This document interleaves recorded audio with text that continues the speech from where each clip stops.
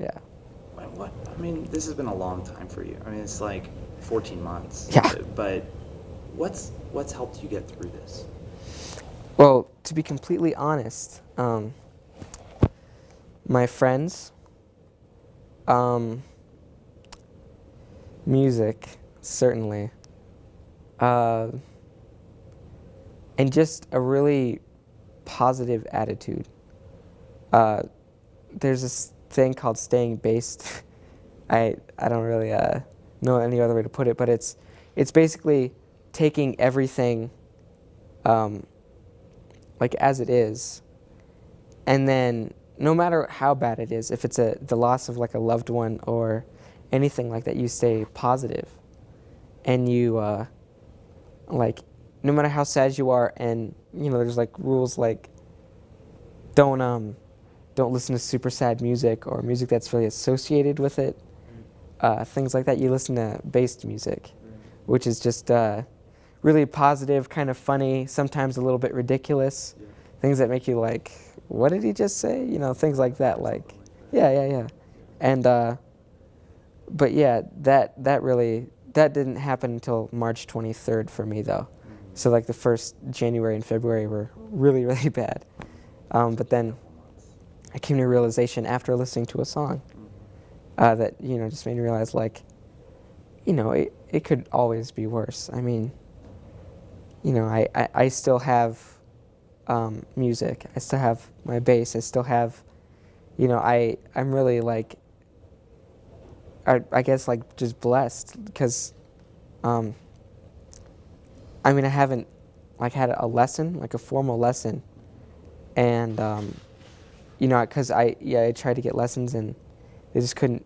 Everyone I tried to get to teach me could not teach me, because I'm just constantly like learning and growing, and yeah, I mean it's been kind of crazy, but yeah, and then music, I compose a lot of stuff. I have like a music this thing that these two seniors gave me last year to write all my new music in. And then I had that, and then I have this program called Guitar Pro, which is how I write the stuff for the band or my ensemble. And yeah, I mean, and then friends, of course, because I mean they let me stay with them, and they make me forget a lot of the bad things.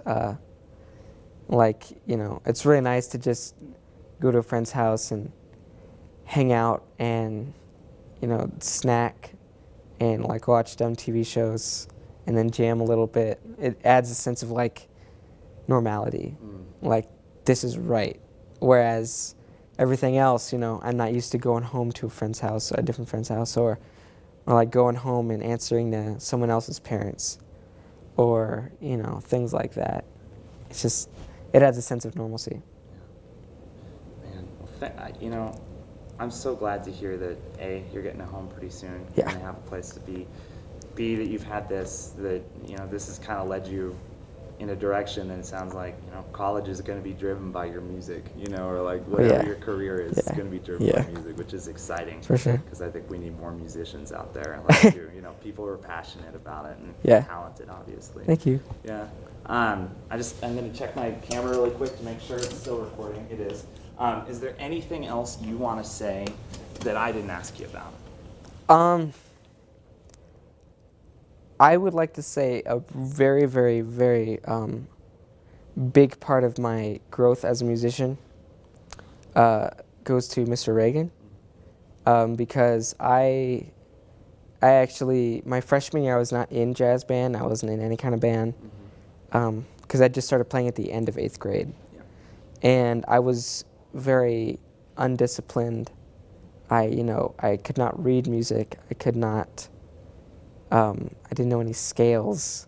I didn't know anything like that. Like, it was all ear-based, everything like that.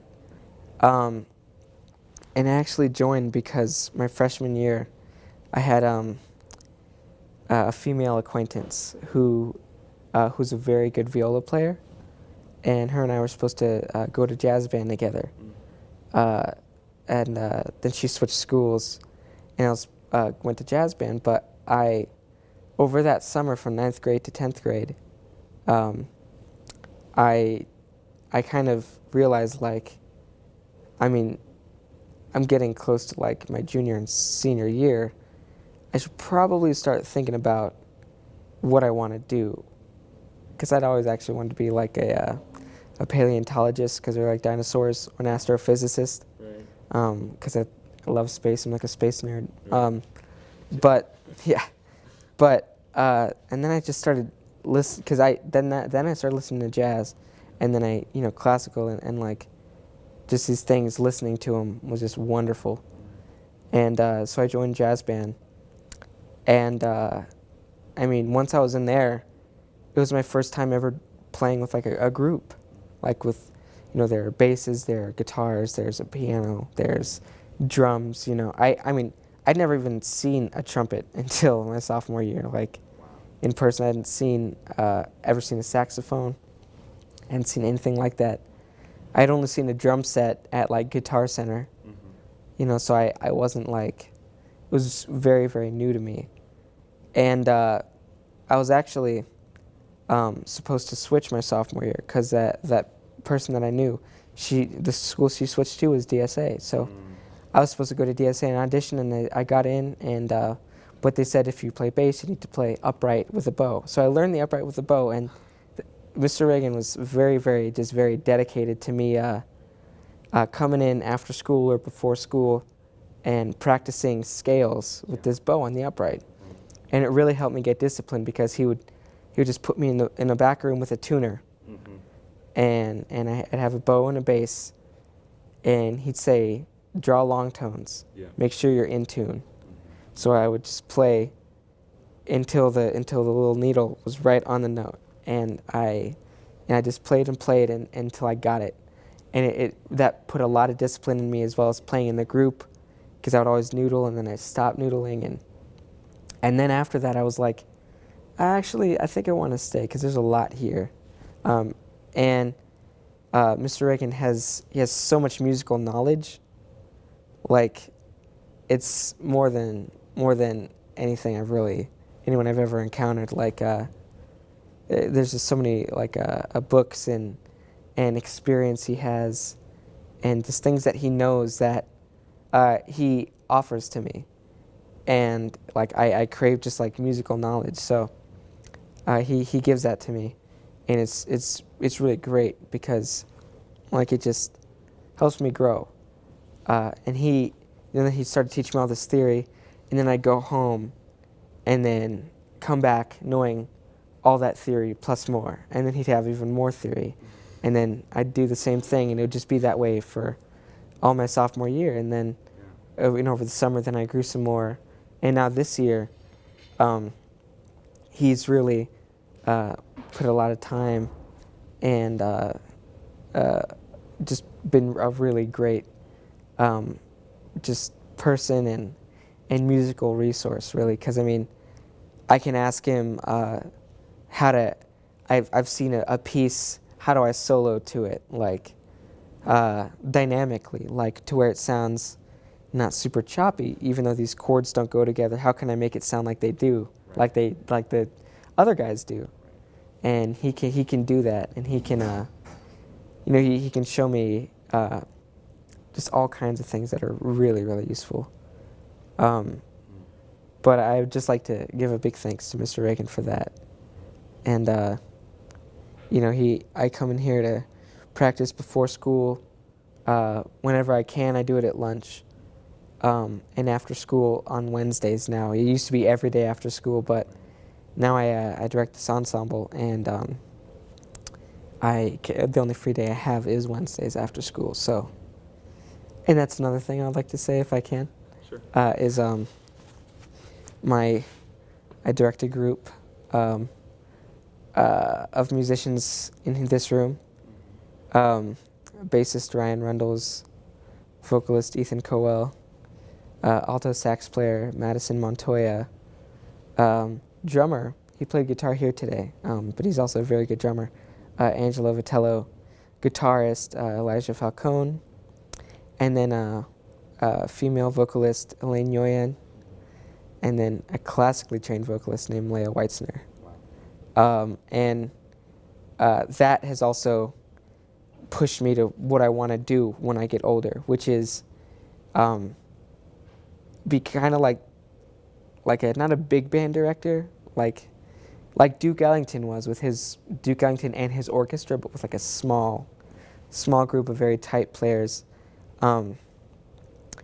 I give them, I go home and I write songs, whether they be, it's a mix of jazz and independent, like alternative rock. So there'll be like the song and lyrics, and then it goes to a solo section, kind of with jazz chords and jazz changes, and the soloist, myself, the guitarist, and the saxophone player, and soon the vocalist. We all solo over these sections, improvised. So it's a really nice thing for me. It's a great release because, like I said, I just want to make a picture and describe a picture. And my inspiration doesn't come from like listening to people, really. I mean, I listen to people and get steady inspiration, but it really comes from seeing somebody and seeing what they feel and seeing what they like and what they don't like, and then putting that in like music, like sound, and that's the greatest thing of what I do with them is I give them a story of the song I write, whether it be a past experience or a favorite video game of mine. Some of them are about that tell a story, and I tell them the story. And what I like about that is these musicians are so dedicated and so good that I can tell them the story, and it'll make them play differently. They'll play off of the story rather than playing musically. Right. They play emotionally, right. And that's what I really like is, I could tell them, this song is about a really bad breakup. It happened like this and this and this, and then, and this is how it ended. This is where it's at now. And I have their playing from before where they would play it like, they'd be like, follow the chord, do the arpeggio. And now they have note choice, which conveys the right emotions that the song is really about. And that's why I just, it's a wonderful, wonderful thing.